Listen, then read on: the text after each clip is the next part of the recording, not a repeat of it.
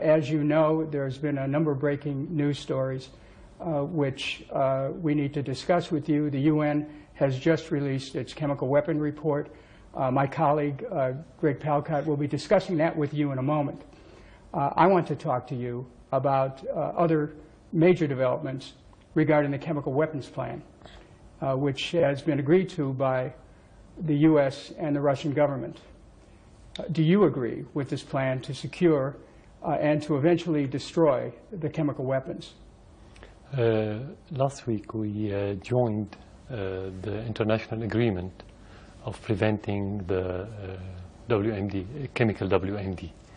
And part of this agreement, the main part, is not to manufacture these armaments, not to store, and not to use, and of course not to distribute. And part of it is to get rid of those materials, the chemical materials. So of course when we are part now of this agreement, we have to agree on that chapter. You have to agree on getting rid of all these armaments, I mean to destroy. Why do you agree now? No, actually it's not now. If you go back 10 years ago, when we were non-permanent member of the Security Council in 2003, we proposed to the United Nations, to Security Council, Syrian proposal is to get rid of the WMD from the Middle East, to have a chemical free zone or WMD free zone in the Middle East. And actually the United States opposed that proposal. So as conviction, we wanted to see our region free of WMD, all kind of WMD, because it's a very volatile region. It's always on the verge of anarchy and wars.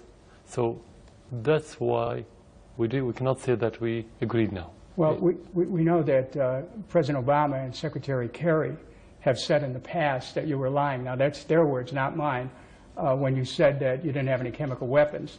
A few days ago in an interview with Russia, Channel 24, you admitted you had chemical weapons stockpiles. Now, I just want to make sure we're clear here before we go forward.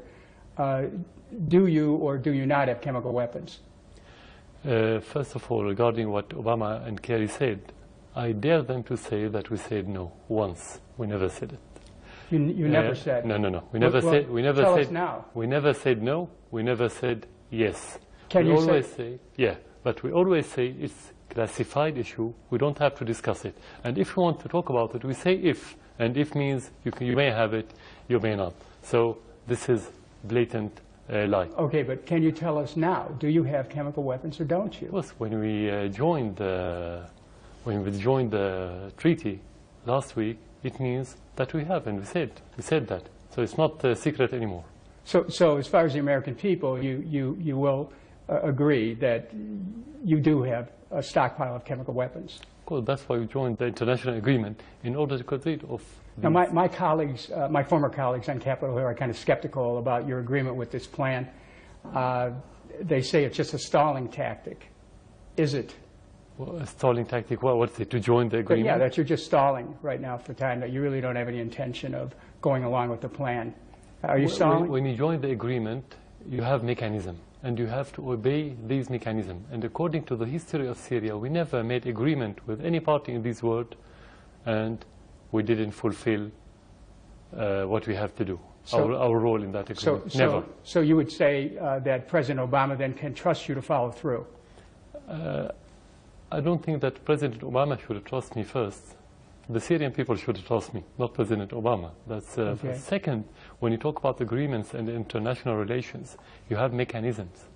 And those mechanisms should be based on objective criteria.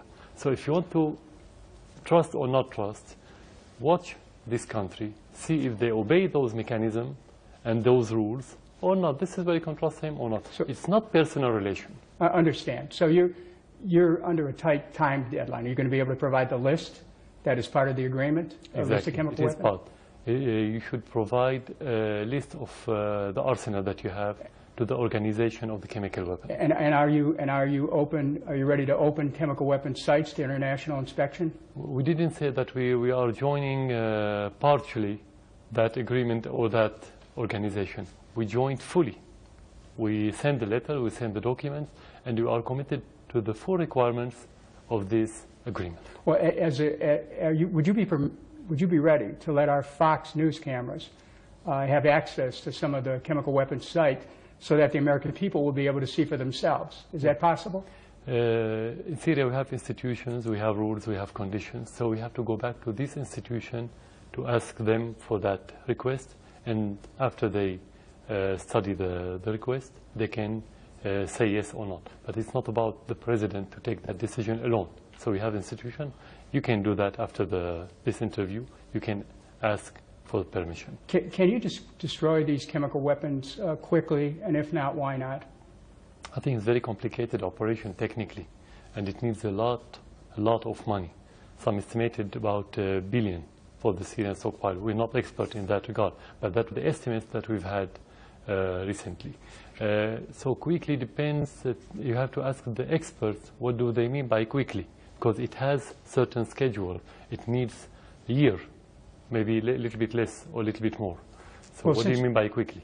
Since it is the United States which demanded that you give up chemical weapons, would you be prepared to turn over your chemical weapons to the U.S. government for the purposes of safely destroying those weapons? As I said, it needs a lot of money. It needs about $1 billion. It's very detrimental to the environment. If the American administration is ready to pay those money and to take the responsibility of bringing toxic materials to the United States, why don't they do it? But of course, it's going to be in cooperation with the specified organization in the United Nations. But you're prepared to hand them over at some point for the safe destruction of them? Doesn't matter where. As I said, at the end, if you're going to destroy them, doesn't matter where they go. Are there any conditions? No, we don't have any condition to send it anywhere. At the end, if it's going to be destroyed, it could be destroyed anywhere. It's, as I said, it's very detrimental to the environment. So whoever country is ready to take the risk of those materials, let them take it.